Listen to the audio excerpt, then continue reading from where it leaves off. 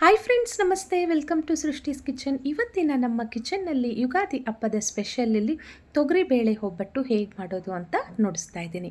First time ಮಾಡೋರು ಕೂಡ ತುಂಬ ಸಿಂಪಲ್ಲಾಗಿ ಯಾವುದೇ ಕಷ್ಟ ಇಲ್ದಿರ ಮಾಡ್ಕೊಳ್ತೀರ. ತುಂಬ ಈಸಿ ಮೆಥಡು.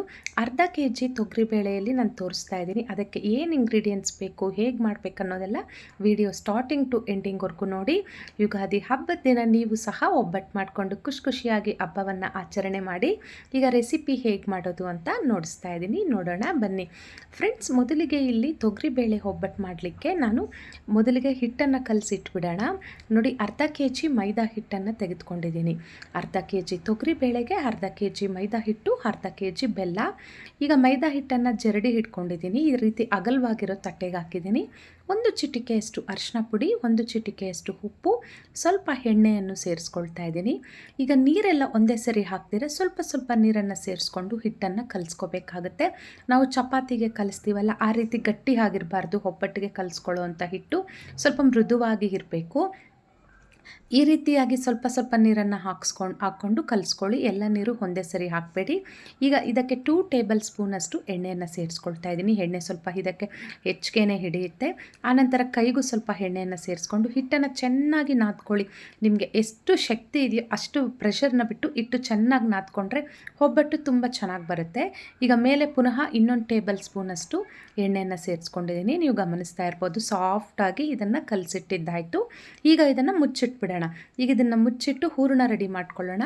ಹೂರಣಕ್ಕೆ ಸ್ಟವ್ ಮೇಲೆ ಒಂದು ಪಾತ್ರೆ ಇಟ್ಟಿದ್ದೀನಿ. ಇದು ಅರ್ಧ ಕೆ ಜಿ ಬೇಳೆ ಫ್ರೆಂಡ್ಸ್. ಇದನ್ನು ನಾನು ಒಂದು 10 ನಿಮಿಷಗಳ ಕಾಲ ನೆನೆಸಿಟ್ಟಿದ್ದೆ ಅಷ್ಟೇ. ಜಸ್ಟ್ ತೊಳೆದುಬಿಟ್ಟು ಬೇಳೆನ ಒಂದು 10 ನಿಮಿಷ ನೆನೆಸಿಟ್ಕೊಂಡ್ರವು. ಈಗ ಅದನ್ನು ನಾನು ಪಾತ್ರೆಗೆ ಸೇರಿಸ್ಕೊಳ್ತಾ ಇದ್ದೀನಿ. ಈಗ ಲಿಡ್ ಕ್ಲೋಸ್ ಮಾಡಿ ಬೇಳೆನ ಸ್ವಲ್ಪ ಬೇಯಿಸ್ಕೊಳ್ಳೋಣ. ಈಗ ನಾನು ಲಿಡ್ ಓಪನ್ ಮಾಡ್ತಾ ಇದ್ದೀನಿ. ನೀವು ಗಮನಿಸ್ತಾ ಇರ್ಬೋದು, ಬೇಳೆ ಅನ್ನೋದು ತುಂಬ ಚೆನ್ನಾಗಿ ಸಾಫ್ಟಾಗಿ ಬೆಂದಿದೆ. ನಾನು ನಿಮಗೆ ತೋರಿಸ್ತೀನಿ. ಬೇಳೆಯನ್ನು ನಾವು ಈ ರೀತಿ ಕೈಗಿಟ್ಕೊಂಡು ಪ್ರೆಸ್ ಮಾಡಿದ್ರೆ ಅದು ಈಸಿಯಾಗಿ ಪ್ರೆಸ್ ಆಗಬೇಕು. ಗಮನಿಸಿ ವಿಡಿಯೋದಲ್ಲಿ ಈ ರೀತಿ ಈಸಿಯಾಗಿ ಅದು ಸ್ವಲ್ಪ ಸಾಫ್ಟಾಗಿ ಬೆಂದಿದ್ರೆ ಈಗ ಇದನ್ನು ಈ ರೀತಿ ತೂತ್ಪಟ್ಲಿಗೆ ಸೇರಿಸ್ಕೊಂಬಿಡಿ. ನೀರು ಸಪ್ರೇಟ್ ಆಗುತ್ತೆ, ಬೇಳೆ ಸಪ್ರೇಟ್ ಆಗುತ್ತೆ. ಈ ನೀರಲ್ಲೇ ನಾವು ಒಬ್ಬಟ್ಟು ಸಾರು ಮಾಡೋದು. ಒಬ್ಬಟ್ಟು ಸಾರು ಮುಂದಿನ ವಿಡಿಯೋದಲ್ಲಿ ತೋರಿಸ್ತೀನಿ. ಈಗ ಈ ರೀತಿ ನೀರು ಸಪ್ರೇಟ್ ಆಗಿರೋವಂಥ ತೊಗರಿ ಬೇಳೆಯನ್ನು ಪುನಃ ಅದೇ ಪಾತ್ರೆಗೆ ಹಾಕ್ಕೊಳ್ಳಿ. ಈಗ ಇದಕ್ಕೆ ಬೆಲ್ಲನ ಪುಡಿ ಮಾಡಿಟ್ಕೊಂಡಿರೋ ಅರ್ಧ ಕೆ ಜಿ, ನಾನು ಯಾವ ಕಪ್ಪಲ್ಲಿ ತೊಗರಿಬೇಳೆನ ನಿಮಗೆ ತೋರಿಸಿದ್ನೋ ಅದೇ ಕಪ್ಪಲ್ಲಿ ಸೇಮ್ ಈಕ್ವಲಲ್ಲಿ ಬೆಲ್ಲವನ್ನು ತೆಗೆದುಕೊಂಡಿದ್ದೀನಿ. ಈಗ ಬೆಲ್ಲವನ್ನು ಬೇಳೆ ಹೊಟ್ಟಿಗೆ ಹಾಕಿ ಮಿಕ್ಸ್ ಮಾಡಿಕೊಂಡಾಗ ಈ ರೀತಿ ನೀರು ಬರಲಿಕ್ಕೆ ಶುರುವಾಗುತ್ತೆ. ಯಾವುದೇ ಭಯ ಆತಂಕ ಎಲ್ಲ ಬೇಡ. ಈಗ ಇದು ಲಿಡ್ ಕ್ಲೋಸ್ ಮಾಡಿ ಒಂದು 5ರಿಂದ 6 ನಿಮಿಷಗಳ ಕಾಲ ಇದನ್ನು ಕುಕ್ ಮಾಡ್ಕೊಳ್ಳಿ. ನೋಡಿ, ಕನ್ಸಿಸ್ಟೆನ್ಸಿ ಅನ್ನೋದು ಈ ರೀತಿಯಾಗಿ ಬಂದಿರುತ್ತೆ. ಈಗ ಇದಕ್ಕೆ ತುರಿದಿಟ್ಕೊಂಡಿರೋವಂಥ ಕಾಯಿ ತುರಿ ಒಂದು 5ರಿಂದ 6 ಏಲಕ್ಕಿ ಇದೆ. ಕಾಯಿ ತುರಿ ಬಂದುಬಿಟ್ಟು ಒಂದು ತೆಂಗಿನಕಾಯಿಯಲ್ಲಿ ಅರ್ಧ ಭಾಗವನ್ನು ಉಪಯೋಗಿಸ್ಕೊಂಡಿದ್ದೀನಿ. ನಾನು ಅರ್ಧ ಕೆ ಜಿ ಬೇಳೆಗೆ ಅರ್ಧ ಭಾಗ. ಒಂದು ವೇಳೆ 1 ಕೆ ಜಿ ಹಾಕೋರು ಪೂರ್ತಿ ಒಂದು ತೆಂಗಿನಕಾಯಿನ ನೀವು ಉಪಯೋಗಿಸ್ಕೋಬೋದು. ಈಗ ಎಲ್ಲ ಮಿಕ್ಸ್ ಮಾಡಿ ಪುನಃ ಲಿಡ್ ಕ್ಲೋಸ್ ಮಾಡಿ ಒಂದು 10 ನಿಮಿಷಗಳ ಕಾಲ ಕುಕ್ ಮಾಡಿಕೊಂಡ್ರೆ ಇಲ್ಲಿ ಕನ್ಸಿಸ್ಟೆನ್ಸಿ ಪಾಕದ್ದು ನಮಗೆ ಕರೆಕ್ಟಾಗಿ ಬಂದಿದೆ.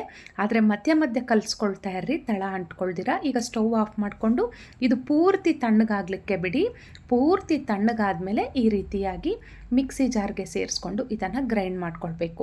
ನಾನು ನಿಮಗೆ ತೋರಿಸ್ತಾ ಇದ್ದೀನಿ ನೋಡಿ, ಸಾಫ್ಟಾಗಿ ಹೂರಣ ನಮಗೆ ಒಬ್ಬಟ್ಟು ತಟ್ಟಲಿಕ್ಕೂ ಸಹ ಕರೆಕ್ಟಾಗಿ ಬಂದಿದೆ. ನನಗಿದು 2 ಟ್ರಿಪ್ ಆಗಿದೆ. 2 ಟ್ರಿಪ್ಪಲ್ಲಿ ನಾನು ಮಿಕ್ಸಿಗೆ ಹಾಕ್ಕೊಂಡಿದ್ದೀನಿ. ಈಗ ಹೂರಣನ ಚೆನ್ನಾಗಿ ಈ ರೀತಿ ಕಲಿಸ್ಕೊಂಡು ಉಂಡೆಗಳು ಮಾಡಿ ಪಕ್ಕಕ್ಕೆ ಇಟ್ಕೊಂಡ್ಬಿಟ್ರೆ ಈ ರೀತಿ ತಟ್ಟೆಗೆ ಒಬ್ಬಟ್ಟು ತಟ್ಟೋವಾಗ ಈಸಿ ಆಗುತ್ತೆ. ನಾನು ಸ್ವಲ್ಪ ಹೂರಣ ಉಳಿಸ್ಕೊಂಡಿದ್ದೀನಿ, ನಿಮಗೆ ತೋರಿಸ್ದೆ. ಒಂದು 10 ಒಬ್ಬಟ್ಟು ತಟ್ಟಲಿಕ್ಕೆ ರೆಡಿ ಮಾಡಿಟ್ಟಿದ್ದೀನಿ. ಹಿಟ್ಟು ಸಹ ಇಲ್ಲಿ ಚೆನ್ನಾಗಿ ನಾದ್ಕೊಂಡಿದೆ. ಒಂದು ಗಂಟೆಗಳ ಕಾಲ ನಾನು ನೆನೆಸಿಟ್ಬಿಟ್ಟಿದ್ದೆ, ಯಾಕಂದರೆ ತುಂಬ ಚೆನ್ನಾಗಿ ಹೋಳಿಗೆ ಬರುತ್ತೆ. ಈಗ ಹೋಳಿಗೆ ತಟ್ಟೋವಂಥ ಶೀಟ್ ತೊಗೊಂಡು ಅದ್ರ ಮೇಲೆ ಸ್ವಲ್ಪ ಎಣ್ಣೆನ ಚೆನ್ನಾಗಿ ಈ ರೀತಿಯಾಗಿ ಇದು ಮಾಡ್ಕೊಳ್ಳಿ, ಸ್ಪ್ರೆಡ್ ಮಾಡ್ಕೊಳ್ಳಿ. ಆನಂತರ ಇದು ಕಣಕನ ನೀವು ಒಬ್ಬಟ್ಟು ತಟ್ಟಲಿಕ್ಕೆ ಒಂದು ಉಂಡೆಯಷ್ಟು ತೆಗೆದುಕೊಳ್ಳಿ. ಈ ರೀತಿ ವಿಡಿಯೋದಲ್ಲಿ ತೋರಿಸಿದ ಹಾಗೆ ಕಣಕವನ್ನು ಈ ರೀತಿ ಅಗಲವಾಗಿ ಸ್ಪ್ರೆಡ್ ಮಾಡ್ಕೊಳ್ತಾ ಮಧ್ಯದಲ್ಲಿ ಹೂರಣದ್ದು ಉಂಡೆಯನ್ನು ಇಟ್ಕೊಳ್ಳಿ.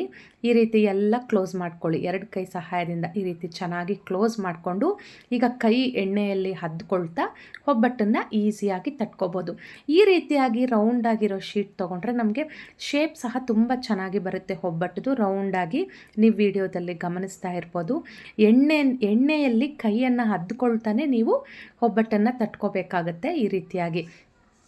ಈಗ ನಾನು ಒಂದು ಕಡೆ ಹೆಂಚನ್ನು ಕಾಯಲಿಕ್ಕೂ ಸಹ ಇಟ್ಟಿದ್ದೀನಿ. ಶೇಪ್ ಗಮನಿಸ್ತಾ ಇರ್ಬೋದು ನೀವು, ರೌಂಡಾಗಿ ಚೆನ್ನಾಗಿ ಬಂದಿದೆ. ಈಗ ಹೆಂಚು ಚೆನ್ನಾಗಿ ಕಾದ್ಮೇಲೆ ಅದ್ರ ಮೇಲೆ ಒಂದು ಸ್ವಲ್ಪ ಎಣ್ಣೆಯನ್ನು ಸೇರಿಸ್ಕೊಂಡು ನಾವು ತಟ್ಟಿರೋವಂಥ ಒಬ್ಬಟ್ಟನ್ನು ಹೆಂಚು ಮೇಲೆ ಹಾಕಿ ನಿಧಾನಕ್ಕೆ ಈ ಶೀಟನ್ನು ಒಂದು ಕೈಯಿಂದ ಈ ರೀತಿ ಎಳೆದ್ರೆ ಈಸಿಯಾಗಿ ಬಂದುಬಿಡುತ್ತೆ.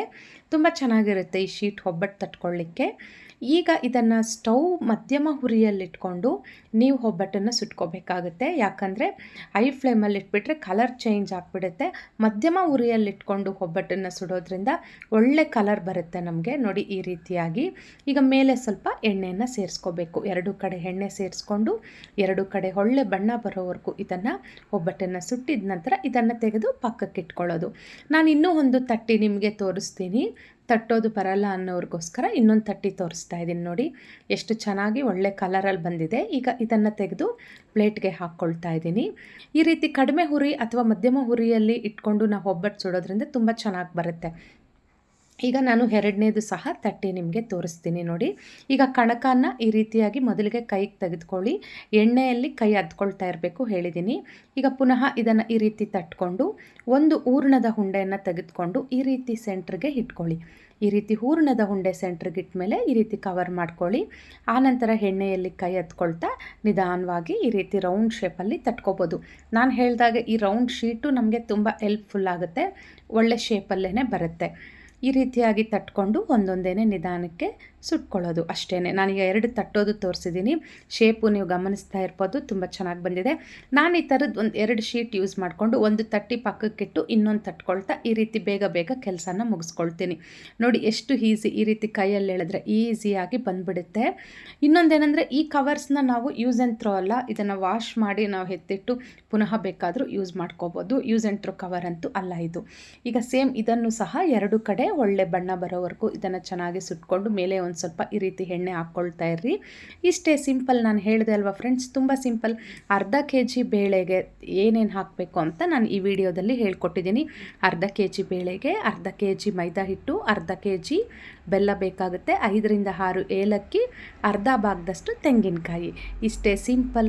ನೋಡಿದ್ರಲ್ವ, ಯುಗಾದಿ ಹಬ್ಬಕ್ಕೆ ನೀವು ಸಹ ಒಬ್ಬಟ್ಟನ್ನು ಮಾಡಿ. ಯಾರಿಗೆ ಬರುತ್ತೋ ಅವ್ರಿಗೆ ಹೇಳ್ತಾ ಇಲ್ಲ, ಫಸ್ಟ್ ಟೈಮ್ ನೋಡಿ ಕಲಿಯೋರಿಗೆ ನಾನು ಈ ವಿಡಿಯೋನ ಮಾಡಿದ್ದೀನಿ. ನಿಮಗೆ ಇಷ್ಟ ಆಗಿದ್ದಲ್ಲಿ ನನ್ನ ಚಾನಲ್ಗೆ ಲೈಕ್ ಮಾಡಿ, ಶೇರ್ ಮಾಡಿ, ಹಾಗೆ ಸಬ್ಸ್ಕ್ರೈಬ್ ಮಾಡಿ. ಯಾರೆಲ್ಲ ಫಸ್ಟ್ ಟೈಮ್ ನನ್ನ ಚಾನಲ್ ನೋಡಿದ್ದೀರಾ ಸಬ್ಸ್ಕ್ರೈಬ್ ಆಗೋದು ಮಾತ್ರ ಮರಿಬೇಡಿ. ಎಲ್ಲರಿಗೂ ಶುಭ ದಿನ.